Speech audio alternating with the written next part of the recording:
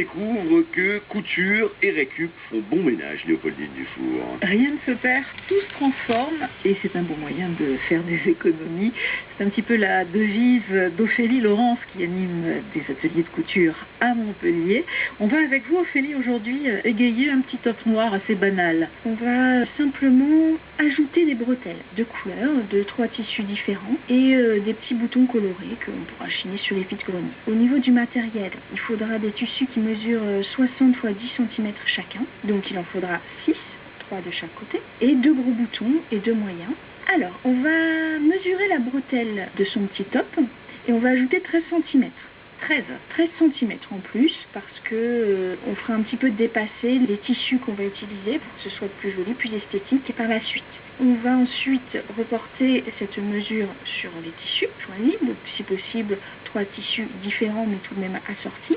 Par exemple en Liberty ça peut être très sympa. Et on va simplement plier les tissus en deux sur le sens de la longueur et on va coudre tout du long dans le but de former en fait la bretelle.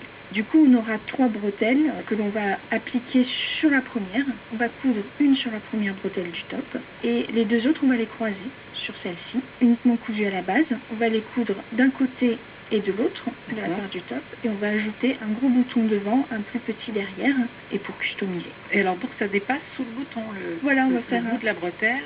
Voilà, on va faire un petit filoche pas. Alors, si vous voulez pas du tout l'aspect effiloché, qui peut être très sympa aussi, on va replier le tissu sur lui-même avant de le coudre, afin que le côté effilochement ne ressorte pas. Maintenant, c'est vrai que ça peut donner aussi un voilà, ça peut donner un sympa. style assez rétro, justement. Et on peut faire ça facilement avec des chutes, des coupons, tous ces bouts de tissu dont on ne sait pas quoi faire. En récupérant, parce que bon, ça fait la taille d'une bretelle, donc c'est pas très large et on peut en trouver n'importe où. Voilà, et vous retrouverez la démonstration en détail sur le blog d'Ophélie Laurence, l'atelier vintage tout attaché. France Bleu Héros.